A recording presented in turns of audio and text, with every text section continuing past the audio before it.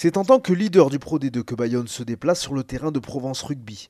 L'Aviron qui reste sur 3 victoires d'affilée, tandis que les Aixois ont eux perdu 3 de leurs 4 derniers matchs. 18 points séparent les deux équipes au coup d'envoi, autant dire qu'on pourrait bien parler d'exploit pour le promu en cas de victoire dans ce match. Martin Bustos Moyano ouvre rapidement la marque sur pénalité pour Bayonne, et cela a le don de réveiller les hommes de Jamie Cudmore, qui développent une première attaque d'envergure à la 8e de jeu, grâce à l'accélération en bord de touche de Joseph Edwards. Les Provençaux ont le bon goût de faire vivre le ballon avec des passes sur un pas. Lucky Munro attaque la ligne, prend un intervalle et relève le ballon pour Tuapati. La défense bayonnaise est en situation d'urgence. Le jeu sort sur l'extérieur. Munro, Zambelli, Massip. C'est superbe et Provence Rugby passe devant 5-3.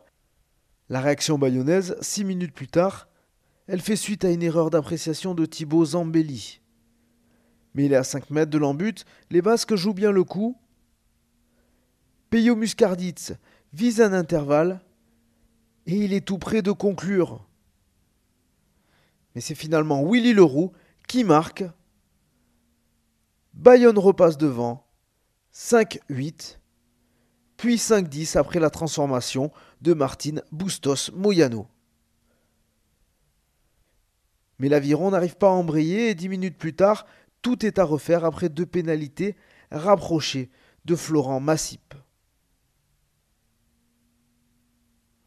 Provence 11, Bayonne 10.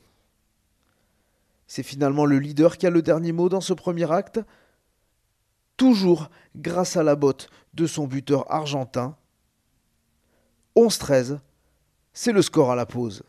Et le suspense est total dans ce match. Le début de seconde période est peu rythmé et les scories empêchent les deux équipes d'enchaîner les temps de jeu. Mais Provence va retrouver un second souffle peu avant l'heure de jeu grâce à l'apport de son banc, et notamment de son pilier Alissona Thomas Lolo.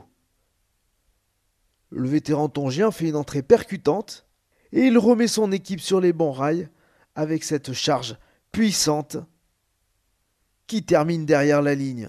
Deuxième essai aixois dans ce match. La transformation en face des poteaux est une formalité pour Florent Massip et 5 minutes plus tard, l'arrière aixois va avoir l'occasion de creuser l'écart. Il ne tremble pas et sort provisoirement l'Aviron du bonus défensif.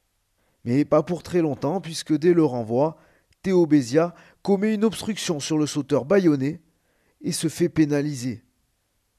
Le jeune Tristan Teder qui a raté son premier coup de pied règle cette fois la mire et remet son équipe à 5 points de Provence Rugby. Les Bayonnais se contenteront de ce point de bonus défensif. 21-16, score final, l'Aviron perd son fauteuil de leader, tandis que les Provençaux vont passer Noël avec un matelas de 8 points d'avance sur la zone rouge.